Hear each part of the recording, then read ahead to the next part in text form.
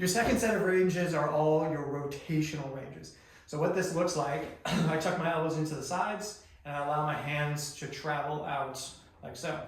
My range is from here to here. I'm avoiding letting the arms just dangle away. I'm trying to keep them pinched in, rotate.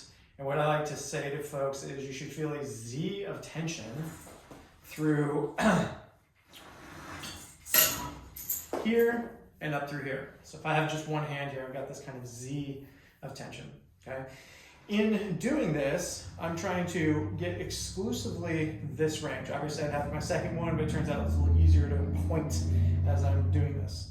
This is getting into the muscle that basically attaches to the front of the shoulder and runs behind the shoulder blade that causes internal rotation. So you've probably done internal rotation before with a band or something like that. The unique principle of this is that now I get a stretch. So I'm getting long range internal rotation. This is great for opening up that shoulder capsule if you've got stiff shoulders, and then getting out of there. So I get both the length and strength capacity. I'm now going to transition to the second position, which is hands above the shoulders, elbow below. I'm now getting, again, into internal rotation, but my arm is in a slightly different angle. This is going to recruit from slightly different space. It's going to get into the chest just a little bit more, and you'll find this one in particular tends to be very correlated with my ability to get into a back rack position. So people who are very tight here, oh man, I just won't go back, tend to also struggle with the back rack, which this is very good for. My next position is elbows north of the shoulders, hands north of the shoulders, once again, going back and forth.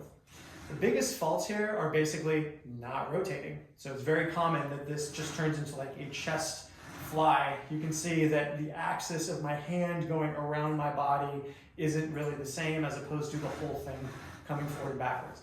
Same thing here. Everything tends to want to come forwards. I use my big strong pecs as opposed to the weaker, smaller rotational components, or I'm recruiting down with the lats to basically make this happen.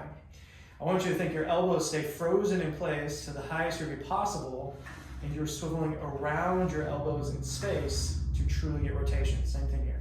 Swiveling around my elbows, trying to keep my elbows glued to my sides to the greatest degree possible. As you add more load, you get more range, you get stronger, it will tend to get a little better, but you do have to go through these lighter ranges to start.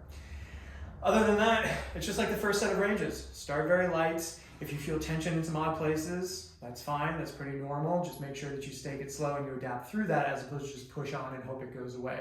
If it escalates, you're going too heavy. Go light, go slow, be patient, you'll be totally fine.